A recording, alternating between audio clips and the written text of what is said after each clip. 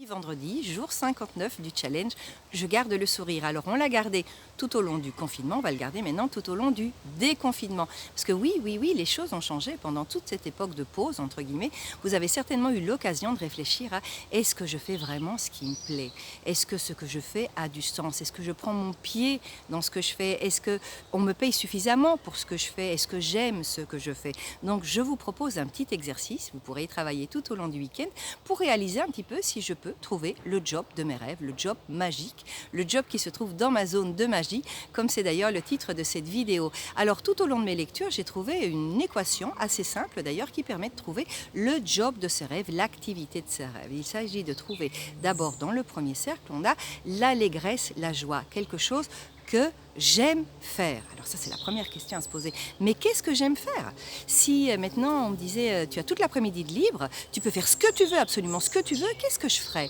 Qu'est-ce que je ferais? Alors je vous préviens, regardez Netflix, c'est assez passif, c'est peut-être pas ça qui va rentrer en ligne de compte. Quoique, critique de série, pourquoi pas. Donc qu'est-ce que j'aime faire? Qu'est-ce qui me met vraiment en joie? Que quand j'ai fait ça tout au long de la journée, ou quand je l'ai fait en tout cas pendant une partie de la journée, je me dis, oh là là, c'est génial, je suis de bonne humeur, j'aime ce que je fais.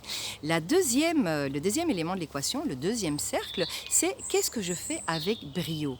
Dans quoi est-ce que je suis excellent, que je suis tellement bon que les gens viennent me chercher en disant non, si c'est pour se faire ça, je vais demander à Milena parce qu'elle le fait beaucoup mieux que les autres. Donc qu'est-ce que vous faites vous mieux que les autres, que vous faites surtout avec facilité? C'est fluide pour vous. Pour certaines personnes, ça prend un temps fou et vous le faites avec facilité et vous avez des résultats formidables, tellement formidables que les gens vous cherchent. C'est à vous qui vont vous demander ce genre de service ou c'est à vous qui vont demander ce genre de produit. Et enfin, le troisième élément de l'équation ou le troisième cercle, c'est est-ce qu'on serait prêt à me payer pour faire ça? Donc quelque chose que je fais tellement bien et que je fais avec tellement de plaisir, surtout que j'y mets toute ma passion et ça se ressent, donc on a envie d'acheter des produits où on sent la passion des créateurs derrière. Est-ce qu'il y a une niche pour ça? Est-ce que les gens seraient prêts à payer pour ça? Je vous donne un exemple. Il est possible que votre passe-temps, ce que vous aimez faire, ce qui vous met en joie, c'est la pâtisserie. Vous adorez ça.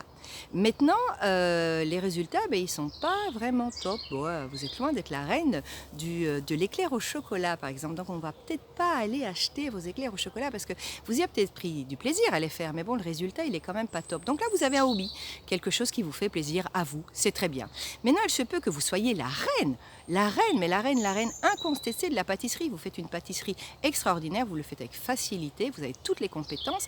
Mais maintenant... est-ce que vous y prenez votre pied? Est-ce que vous aimez faire de la pâtisserie? Oui, c'est chouette que je sois tellement bonne, qu'il y ait plein de public, les gens viennent de loin pour acheter mes éclairs au chocolat. Mais est-ce que franchement je prends mon pied lorsque je suis dans ma cuisine en train de faire de la pâtisserie? Bon, là, vous avez un boulot. Vous avez un boulot, c'est bien, quoi. Mais maintenant, si vous trouvez quelque chose qui est à la fois passionnel, vous adorez faire ça, c'est vraiment quelque chose que vous adorez et vous le faites avec brio et vous avez toutes les compétences. Mais voilà, il n'y a personne qui serait prêt à vous acheter ça. Moi, je vous explique, depuis quand j'étais toute jeune, je faisais des collages, je recouvrais tous mes cahiers, tous mes livres. Dès que je voyais un magazine, je découpais des images, je faisais des collages magnifiques. Tout le monde me disait qu'ils étaient très beaux.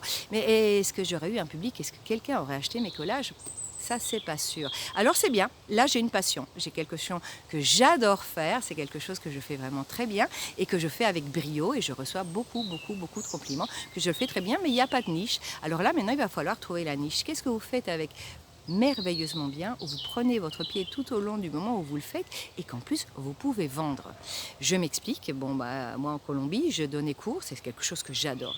J'adore former, j'adore dicter des séminaires, j'adore transmettre un savoir, j'adore les échanges avec les élèves, c'est vraiment quelque chose qui me met en joie. Est-ce que je le fais bien? Oui, je crois que je le fais vraiment très bien. En tout cas, on me payait très bien pour ça. On me cherchait, Milena, est-ce que tu veux bien animer un workshop dans telle entreprise, etc. Ici, la situation a changé. Les workshops, c'est plus vraiment ça. Donc il va falloir que je trouve un moyen de continuer à faire ce que j'aime et que je fais avec, je crois, brio, et en tout cas c'est ma passion de le faire, mais avoir une niche de gens qui seraient encore prêts à acheter ce genre de service. Donc il va falloir que j'adapte mon service à la situation actuelle. Donc vous avez compris, trouvez d'abord ce que vous adorez faire, que vraiment vous aimez faire, quelque chose qu'en plus vous faites avec brio, avec excellence et pour laquelle les gens sont prêts à vous acheter, à vous chercher d'ailleurs, parce que vous le faites mieux que n'importe qui d'autre. Maintenant attention, il se peut que vous soyez très content content dans votre boulot et que simplement en trouvant un hobby qui vous met en joie, c'est suffisant, ou en trouvant un hobby qui vous met en joie et que vous faites avec brio, donc développer votre passion sans gagner de l'argent avec ça, ça vous convient aussi. Là, je m'adresse à tous ceux qui se trouvent en train de se dire, bon, ben, c'est peut-être le moment de changer, de revoir un petit peu ce que je fais pour gagner ma vie et j'aimerais que ce soit quelque chose que je fasse avec amour et que je fasse très bien et qui me ramène en plus un très très bon niveau de vie. Voilà, ça vous a plu, vous savez ce qu'il vous reste à faire. Là en dessous, il y a un petit clic rouge pour vous abonner à la chaîne. S'il vous plaît, commentez et surtout partagez si vous avez des amis à vous qui sont dans la situation en train de se dire, je vais peut-être changer de boulot, je vais peut-être faire autre chose de ma vie, envoyez-leur.